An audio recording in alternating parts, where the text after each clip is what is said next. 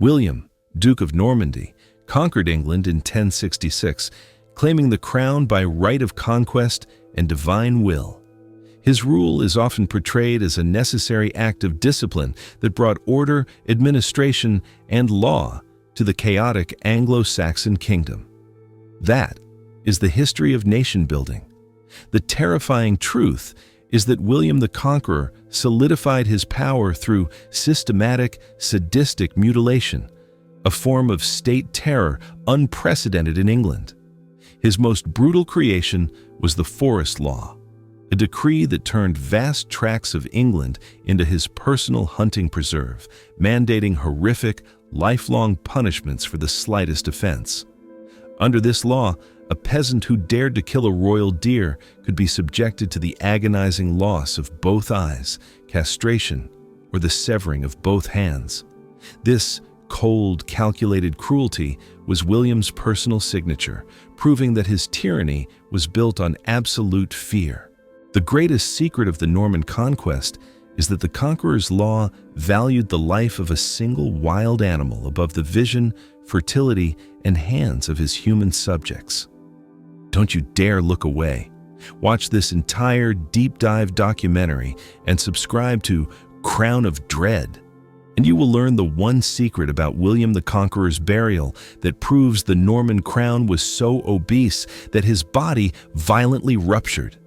The terror began not with the axe, but with a horrifying declaration that transformed a third of England into a terrifying royal prison. The Forest Law was William the Conqueror's most ruthless instrument of social control. The king needed vast hunting grounds for sport and prestige, but his method of securing this land was absolute, unforgiving tyranny. William declared massive areas, nearly one-third of England's arable land, to be royal forest, where the law was dictated solely by the king's will. Common law was suspended.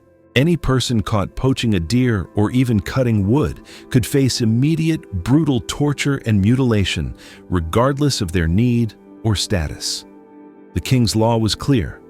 The deer, the boar, and the wolf belonged to the crown. The lives of animals were legally protected above the lives of the peasantry. The royal deer was sacred. The starving peasant was expendable. This situation illustrates the terrifying historical reality of resource privatization enforced by extreme violence. William the Conqueror showed that by controlling the means of survival, the forests, a totalitarian regime can enforce absolute submission, a tactic seen in modern resource conflicts. But the most agonizing punishment was the ritual of blinding, a sentence that left the victims politically and physically annihilated. The most common punishment for poaching was the terrifying ritual of blinding. This was not a quick execution.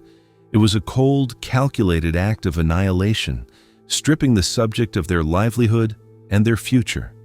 The act of blinding was performed not just to punish the crime, but to remove the subject's ability to navigate the world and earn a living. A blind peasant was a useless peasant, condemned to beg or die. This made the punishment a lifelong, agonizing sentence for the entire family. The Norman legal system explicitly stated that the punishment for taking a deer was the loss of the offender's eyes, while the punishment for killing a man was often merely a fine. This legally codified the king's monstrous preference for animal life over human life. This demonstrates the ultimate historical cruelty of punishment as systemic exclusion. William the Conqueror showed that by deliberately making the offender dependent and unable to contribute to society, the ruling class can use punishment to destroy entire families, not just individuals. But the king's personal fury was unleashed on his own children, a shocking moment of brutal physical violence that revealed his private madness. William the Conqueror's tyranny was not confined to the forests, it raged within his own family. His relationship with his sons, particularly Robert Curthose, was defined by rebellion and brutal physical violence. During one confrontation in Normandy, the conflict between William and his son Robert escalated into a full-scale battle.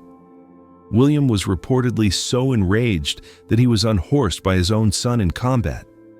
The king's fury was immediate and terrifying.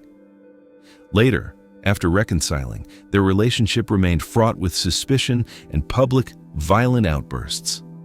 The king's emotional brutality was also directed at his daughters and wife, reflecting his absolute, unchallengeable control over every aspect of his court.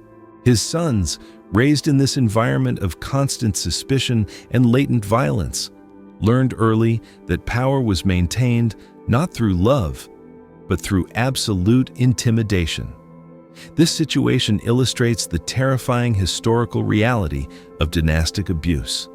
William's reign proved that the violence a tyrant inflicts on his subjects is often reflected in the brutality of his own family life, creating a toxic, self-perpetuating cycle of power and rage. But the most shocking fact about the conquest was the deliberate, systematic starvation of thousands of English citizens, a political crime known as the Harrowing of the North. Following a series of English rebellions, William the Conqueror executed a final, devastating act of terror known as the Harrowing of the North, 1069–1070. This was not a quick battle.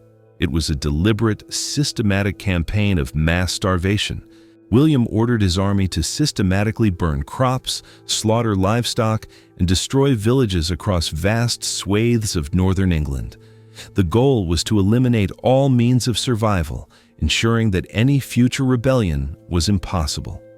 The result was a catastrophic famine that killed tens of thousands of English men, women, and children. This brutal strategy turned food into a weapon of mass annihilation. The land lay desolate and uncultivated for a decade, proving William's terrible promise. "I would rather lay waste to a province than lose my throne." The conqueror used starvation as a tool of political control, striking terror into the hearts of any who dared to question his rule. This is the ultimate historical precedent for total war against a civilian population. William the Conqueror showed that a regime will use any means necessary, including engineered famine, to achieve total political obedience, a horrifying strategy repeated in modern history. We have traced the king's brutality from the forests to the famine. But the ultimate, darkest secret remains: the horrifying chaos of William the Conqueror's own funeral. William the Conqueror understood that to control England, he had to control the church, the single greatest source of authority and land ownership after the crown. His method was not diplomacy. It was a ruthless, terrifying purge of the existing Anglo-Saxon clergy.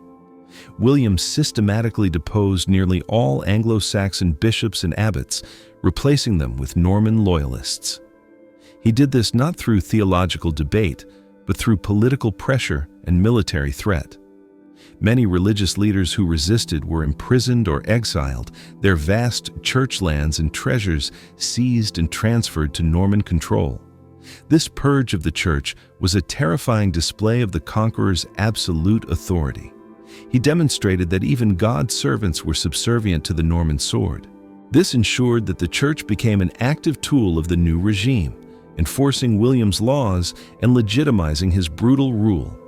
This is the ultimate historical example of state consolidation through religious control.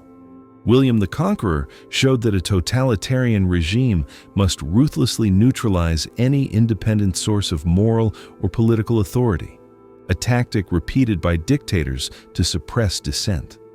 But the most shocking secret of his personal life was the bizarre ritual William performed on his own body to prevent the assassination by poison. William the Conqueror, facing constant plots and rebellions from his own barons, lived in perpetual fear of assassination by poison. This led him to adopt a bizarre, humiliating ritual surrounding his daily clothing and food. William the Conqueror was so paranoid that he often demanded that his personal clothing, especially his inner garments, be ritually prepared and inspected by only the most trusted, mute servants. He feared that a poison could be subtly absorbed through his skin. Furthermore, His food and wine were subject to continuous tasting and ritualistic blessings, often performed by his personal priest right at his table. This constant ritual of suspicion transformed every meal and every act of dressing into a terrifying performance of royal paranoia. The king was the most powerful man, yet he was utterly dependent on the loyalty of the lowest members of his staff for his survival. This illustrates the terrifying historical reality of power-breeding paranoia. William showed that absolute authority cannot secure personal safety. The more power one holds, the more terrifying the potential for betrayal, a constant truth in political hierarchies. But the ultimate symbol of the conqueror's ruthlessness was the horrifying mutilation he inflicted on the children of his enemies.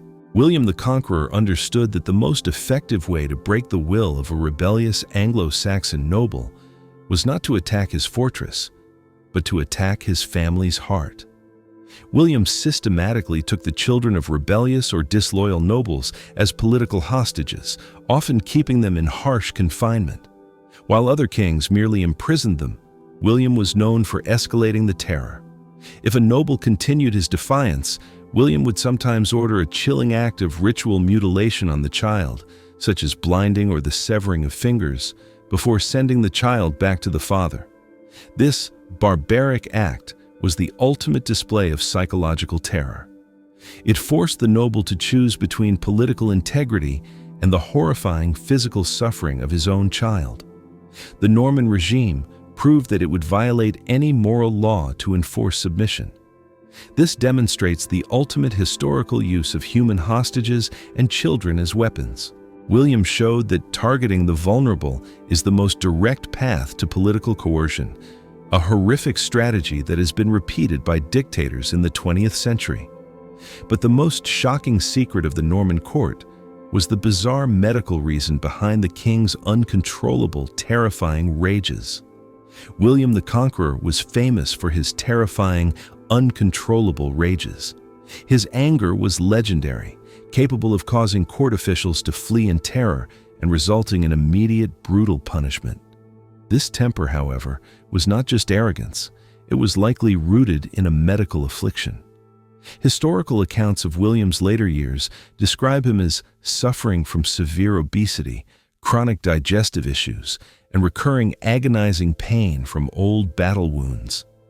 These physical ailments, combined with his high-stress military and political life, likely resulted in severe hypertension and chronic inflammatory syndrome.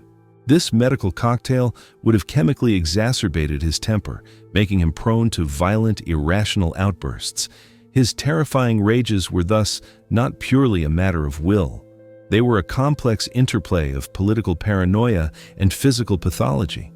The stability of the Norman kingdom often depended on the chemical balance within the king's own ailing body. This illustrates the terrifying historical truth of pathology influencing tyranny. William showed that the health of an absolute ruler is not just a personal matter. It is a fundamental source of political instability, proving that physical pain can directly fuel state brutality. But the final darkest secret of the conquest was the horrifying act of desecration William performed on the most sacred Anglo-Saxon tomb. To fully consolidate his rule, William the Conqueror needed to destroy not just the Anglo-Saxon army, but their spiritual identity. His final act of domination was a terrifying, deliberate desecration of the most sacred Anglo-Saxon relics. William targeted the tombs and relics of the revered Anglo-Saxon saints and kings. In one recorded instance, William ordered the exhumation and public display of the relics of a local saint, then had them either destroyed or mocked, replacing the Anglo-Saxon saints with Norman ones. This was a direct, terrifying assault on the cultural and religious heart of the conquered populace. This ritualistic desecration was a political necessity. By destroying the spiritual symbols of the old regime, William sought to convince the Anglo-Saxons that their gods had abandoned them and that the Norman conquest was divinely sanctioned. This demonstrates the ultimate historical act of cultural cleansing and spiritual warfare. William showed that absolute conquest requires not just military victory, but the systematic destruction of the conquered people's identity, a tactic used by conquerors throughout history to assert total control. We have traced the conqueror's brutality and paranoia. But the ultimate, darkest secret remains, the horrifying chaos of William the Conqueror's own funeral. William the Conqueror died in 1087 after a lifetime of tyranny and gluttony.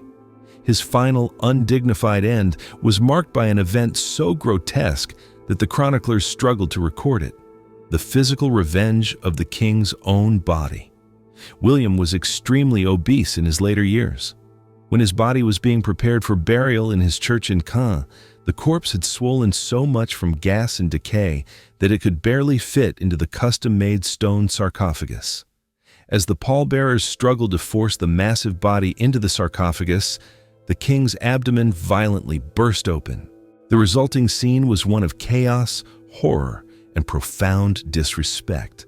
The stench that erupted from the decomposing body was so unbearable that the entire congregation fled the church, and the funeral rites were hastily finished by the few remaining priests. The conqueror who had spread terror across England met his end in a moment of ultimate, grotesque, biological failure. This event stands as the ultimate historical metaphor for tyranny consumed by its own excess. William's grotesque end proved that absolute power cannot defeat the simple laws of biology and decay, a final, visceral punishment for his gluttony and cruelty. But the most shocking fact about the funeral was that the conqueror's grave was stolen by a peasant who demanded payment for the land. The chaos of William's ruptured body was compounded by a final, astonishing act of resistance. A peasant attempted to stop the funeral and demanded justice. As the clergy returned to the church to complete the burial, a local peasant named Asselin stepped forward and loudly protested the funeral. He claimed that the land on which the church was built, including the gravesite, had been illegally seized by William the Conqueror to build the church. Asselin demanded immediate payment for the land. The funeral was halted. In the middle of the profound chaos and the stench of the king's corpse, the archbishop was forced to negotiate and pay Asselin a sum of money to secure the conqueror a final resting place. The king who had stolen an entire kingdom was forced to buy a single grave plot from a peasant. This is the ultimate historical moment of justice prevailing over tyranny. The peasant Asselin, using the law itself, proved that even the most absolute power is ultimately accountable to the sanctity of property rights, a profound act of defiance against the conqueror's legacy. But the final dark secret of the conqueror's family was the horrifying, violent fate of his own favorite son. The cycle of violence that defined William's life extended tragically to his sons. His successor to the English throne, William II, William Rufus, inherited his father's tyranny and eventually met a violent, mysterious end. William Rufus was killed in 1100 while hunting in the New Forest, the very land that his father, William the Conqueror, had violently appropriated under the brutal forest laws. The king was killed by an arrow shot by a noble, Sir Walter Tyrrell. The official verdict was a tragic hunting accident. However, given the extreme political tension, most historians suspect the incident was a deliberate political assassination. The king was shot, and the assassin immediately fled the country. The death of William Rufus by an arrow in the very forest his father created for his pleasure was seen as a final, ironic act of divine retribution for the conqueror's cruelty. This situation illustrates the terrifying historical principle of inherited consequences. The New Forest, the symbol of the conqueror's brutal tyranny, became the stage for the violent demise of his own son, proving that the sins of the father are often paid for by the next generation. But the ultimate symbol of the conqueror's brutality was a terrifying weapon his soldiers used, a device that annihilated the enemy's spirit. William the Conqueror's military success was built on superior Norman cavalry and his soldiers' relentless use of psychological terror. One of the most feared weapons of the Norman army was the crossbow, arbalest. The crossbow was not just a weapon, it was a devastating symbol of Norman technological superiority and cruelty. It could be loaded by a common foot soldier and possessed far greater piercing power than the traditional longbow. The use of the crossbow was considered dishonorable and brutal by many contemporary chroniclers, who viewed it as a cowardly weapon. William's soldiers used this weapon ruthlessly, inflicting massive casualties and profound psychological trauma on the Anglo-Saxon forces. The knowledge that a devastating armor-piercing bolt could come from an unseen, low-ranking soldier broke the spirit of the Anglo-Saxon resistance. This demonstrates the historical role of technological asymmetry in warfare.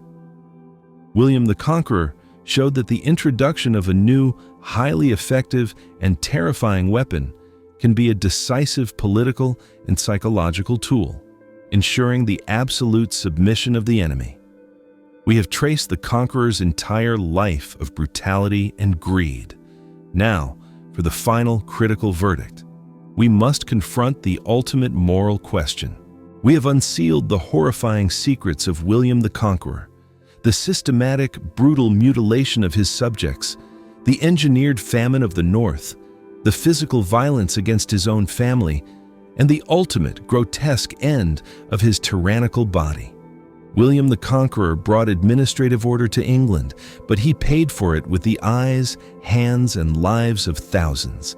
His crown of dread was forged in blood and maintained by absolute, unforgiving cruelty.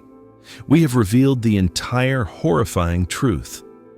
But now, we turn the final question to you, the crown of dread audience. William the Conqueror mandated the blinding castration or dismemberment of subjects for stealing a royal deer, legally valuing animal life above human life. Was this brutal, calculated cruelty a necessary evil to instill the absolute fear and order required to build a stable, unified Norman kingdom? Or was it the ultimate, unforgivable act of royal sadism? Let the world know your verdict.